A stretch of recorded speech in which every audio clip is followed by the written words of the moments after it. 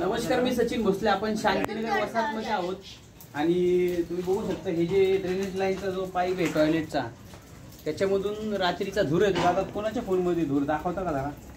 तर धूर येतोय. आणि तुम्ही एमएससीबीला कोणी फोन केला होता? मीच फोन केला होता. यांनी एमएससीबीला फोन केला होता आणि एमएससीबी वाले जे आहे ते काय काय काय म्हणते, टाळाटाळ करतात. आज येतो, उद्या येतो, परवा. कधी केलं होतं तुम्ही एमएससीबीला?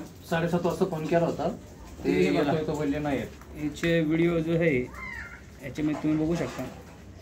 इथं जो आहे ह्या पाईपामधून धूर येतोय आणि फटाके फुटल्यासारखा आवाज येतो.